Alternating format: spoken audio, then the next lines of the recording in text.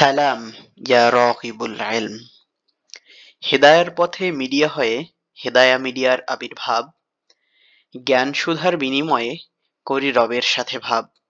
প্রিয় রাগিবুল ইলম, আজ বুখারী পড়ি সিরিজের ৫১তম পর্ব। আর আজ আমরা শিখতে চলেছি বুখারী শরীফের ৪০ নং পরিচ্ছেদ থেকে। পরিচ্ছেদ শিরোনাম গনিমতের এক পঞ্চমাংশ প্রদান ঈমানের অন্তর্ভুক্ত।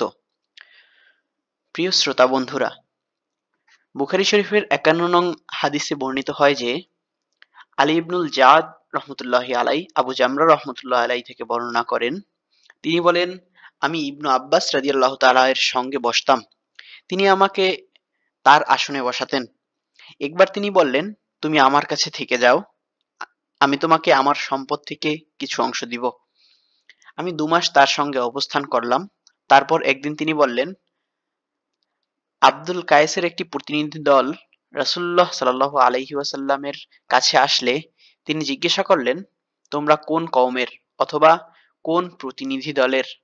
তারা বলল, রাবিয়া গোত্রের। তিনি বললেন, মারহাবা, সে গোত্র বা সে প্রতিনিধি দলের প্রতি যারা অপদস্থ ও লাঞ্ছিত না হয়েই এসেছে। তারা বলল, ইয়া রাসূলুল্লাহ সাল্লাল্লাহু আলাইহি ওয়াসাল্লাম, নিষিদ্ধ মাসসমূহ ছাড়া অন্য কোনো সময় আমরা আপনার কাছে আসতে পারি না, কারণ আমাদের এবং আপনার মাঝখানে মুজার গোত্রীয় কাফিরদের বসবাস।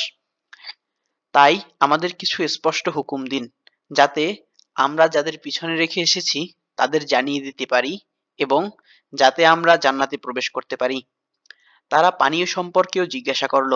তখন তিনি অর্থাৎ রাসূলুল্লাহ সাল্লাল্লাহু আলাইহি ওয়াসাল্লাম তাদের ৪টি জিনিসের নির্দেশ এবং ৪টি জিনিসের নিষেধ করলেন।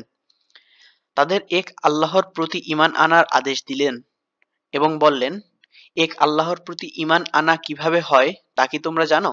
তারা বলল, আল্লাহ ও তার রাসূলই ভালো জানেন।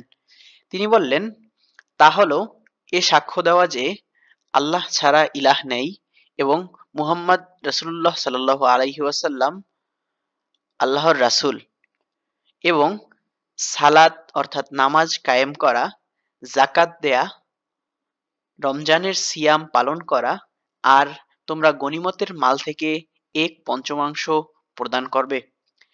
তিনি তাদেরকে ৪টি জিনিস থেকে নিষেধ করলেন। তা হলো সবুজ কলসি, শুকনো লাউয়ের খোল, খেজুর গাছের গুঁড়ি থেকে তৈরিকৃত পাত্র এবং আলকাত্রার পলিশকৃত পাত্র। রাবী বলেন, বর্ণনাকারী মুসফাতুন এর স্থলে কখনো কখনো মাকির উল্লেখ করেছেন। উভয় শব্দের অর্থ একই। তিনি আরো বলেন, তোমরা এগুলো ভালো করে আয়ত্ত করে নাও এবং অন্যদের এগুলো জানিয়ে দাও।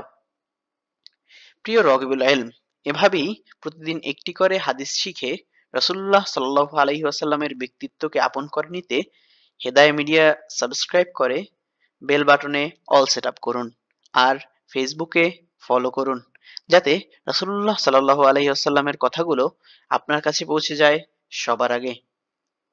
সদকায়ে জারিয়ার মর্তবা অর্জনে লাইক, কমেন্ট, শেয়ার করে পাশেই থাকুন। আসসালামু আলাইকুম ওয়া রাহমাতুল্লাহি ওয়া বারাকাতুহু।